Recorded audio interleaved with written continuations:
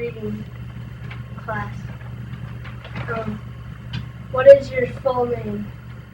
My full name? Yeah. Roy Edmund Hillman Jr. was named after my dad. Okay. So I'm lucky that they don't call me Junior. Okay, I'm going to ask you some questions about your childhood. Okay. First, how old? Or how old are you? I'm 86 now. 86. 86, yeah. Okay. What was the world like when you were a child? Well, the biggest thing was that we lived in a little Wisconsin town with no indoor plumbing in the whole town and no electric lights. And when we came to Hinsdale, Montana, we found that the town had electric lights and it had indoor toilets. Okay. What were your hobbies when you were a kid? Well, one Christmas, Santa Claus brought me 2 erector sets so I could put together 2 of everything that I made. That was a lot of fun. Okay. Who was your heroes when you were a child? Charles Lindbergh. Who was he? He was the first man to fly solo across the Atlantic Ocean in 1927. Just before we moved from Wisconsin out to Montana. And one time in that little town of Wisconsin, I saw his plane fly over the town on his way after he came back from flying over the ocean and landing in France. He came back and he flew from Chicago to Minneapolis and he flew right over our little town. That was a big thrill because we very, very seldom saw an airplane. What was a typical day like when you were a kid? What was that? What was a typical day like? A day? Yeah.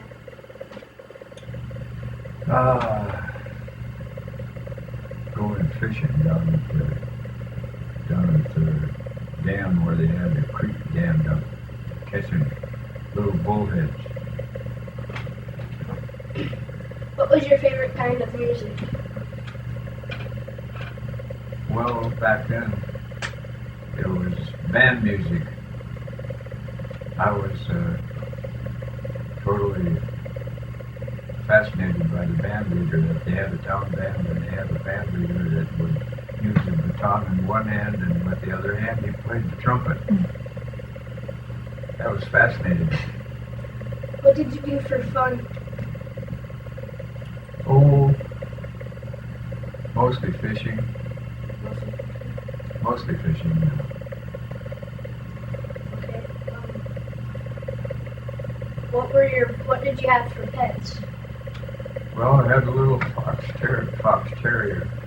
Can't remember what we had in name, but it was a little brown and white fox terrier. We never did have a cat. Just a couple of little dogs. What did you want to be when you grew up? I think I wanted to be an airplane pilot. Okay. How come you go by Bud for your name? I don't know who gave me that name, but I was very, very glad my folks moved from Wisconsin to Montana because back there in that little town, which was even smaller than Hinsdale, half the town called me Freckles, and the other half of the town called me Snooky. And I hated that Snooky so bad that when my folks moved to Montana, I got rid of that because my parents were the ones that gave me the name Bud, I guess. Now I'm going to ask you some questions about your teen years. What was your first date like? First what? Your first date. I can't even remember my first date. What was your first job like? First job? Well, my dad came out here to run the bank, and my first job was stoking the furnace in the bank and carrying out the ashes. I started at the very bottom. The furnace was run by coal, and I had to keep it going, keep it burning, and then I had to carry out the ashes. I had to clean the ashes out once a week. What was the world like when you were a teen? What was the world like? Yeah.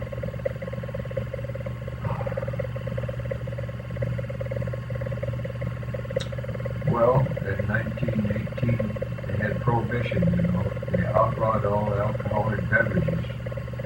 But they had, I can remember when I was a kid, they'd have some wild Saturday nights in that little town because there was no shortage of liquor because some of the farmers and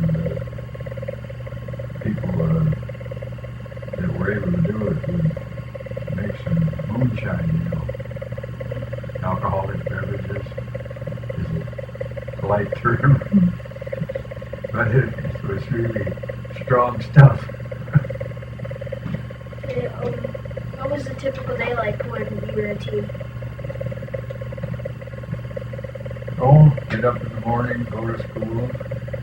In summers, when there was no school, I spent a lot of time at a farm just outside of town. I had a real good friend by the name of Jerry Heck, and I'd go a lot to their farm and help him with his chores.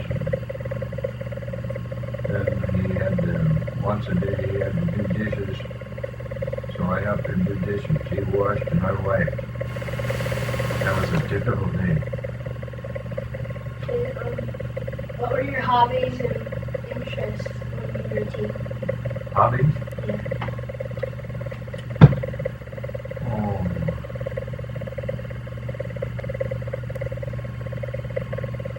I can't remember.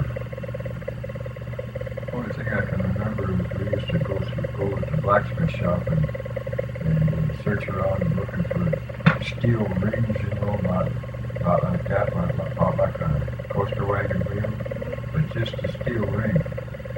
And then we took a lath for a handle and made a crosspiece down at the bottom, and you could roll this hoop along. Spend hours doing that. You ever try that? Mm-hmm. Yeah. It's pretty fun. We used to do it. What was your most embarrassing moment when you were a teen?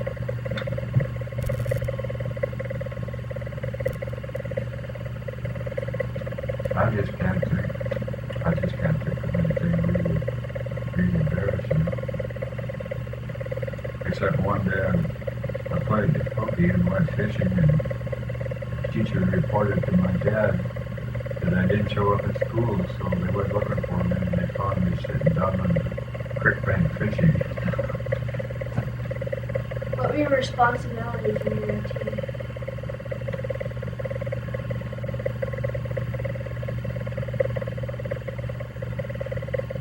Oh, the only one I can think of is they burned wood in all heating stoves, and they had somebody with a circular saw come in and cut it up, and then it had to be split. The pieces had to be split with an axe, and after they were split into firewood, then it had to be stacked up in piles for the winter to heat the homes. And I had to do that stacking. Okay, now I'm going to ask you some things about your adulthood.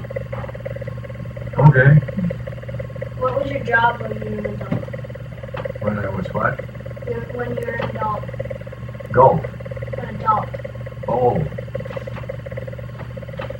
Well, when I graduated from high school, I went to work for my dad in the bank. And I wound up putting in a total of 28 years working in the bank. What was your marriage like when you were an adult?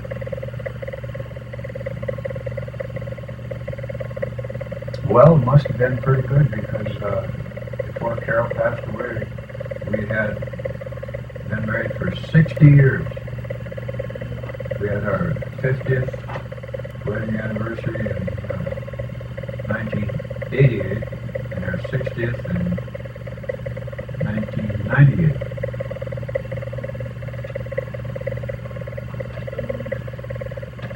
What were your children like when you were a dog?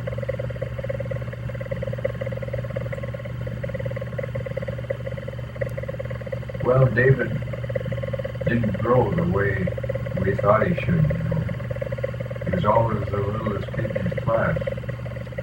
And so one day, Carol decided to ask Dr. Gregory, our old family doctor, why David wasn't growing. And you know what Dr. Gregory said? He said, small parents. What were your grandchildren like? Well, your mother is a grandchildren, and she's a pretty nice lady, isn't she? What was the world like? The what? The world? Well, it was pretty primitive compared with today's marvels. There were no heaters in cars at all. And when I was a real small kid, the only cars in town were open cars, with canvas tops. And it wasn't until about 1925 that my folks finally got a car that they called a closed car. It had glass all the way around, instead of being open on the sides, all the doors.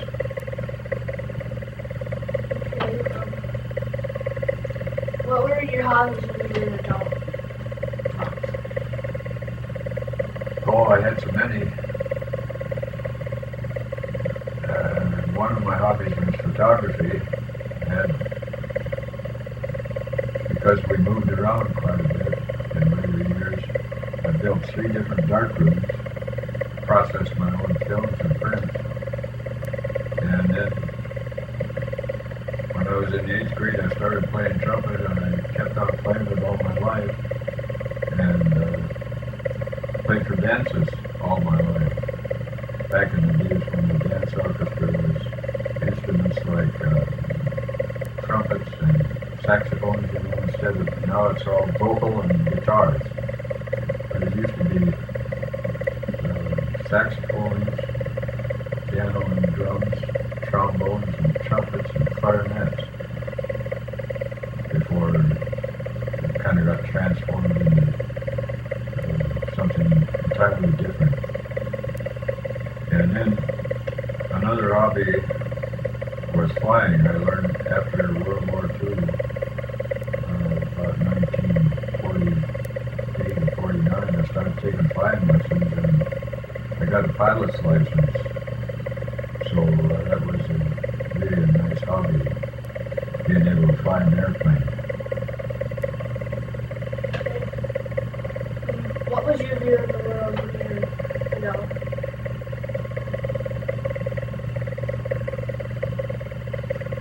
Oh, I don't know how to answer that. My view of the world.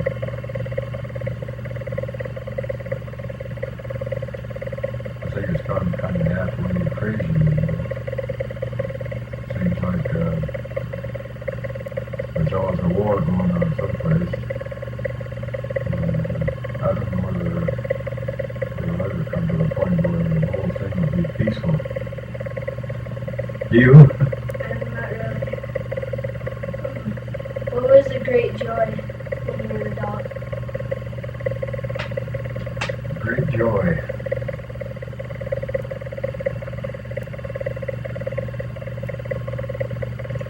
Gee, I don't know.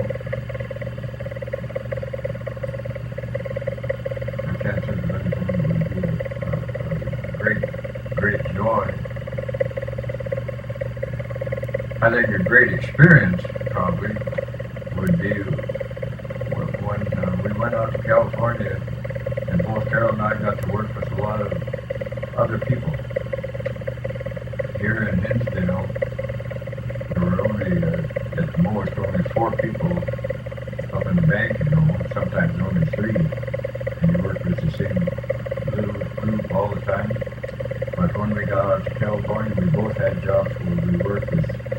officers was anywhere from 15 or 20 to 30 people. It's quite a change. What was your military service like? Well, it was not easy to take because when I went into the service, they had started to draft married men, and I was married, and in addition to that, I had David, who was about 4, and Judy was a little under 3. So when I was drafted into military service, I left Carol, my wife, and 2 kids alone for pretty near 2 years. I was thousands of miles away for almost 2 years. And when I came back, David was in the 1st grade in school. That's a long time. What advice do you have for living the best life a person can live? Oh,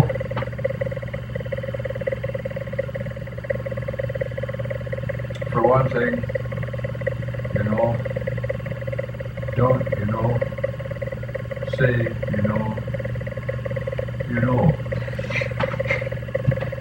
Did you ever hear people talking about every 3rd word is you know? Never say that. And another thing is, even if it hurts, tell the truth. That's good advice. Well, thanks for letting me interview for my project. Okay. I stuck something in my pocket here. I want to read you.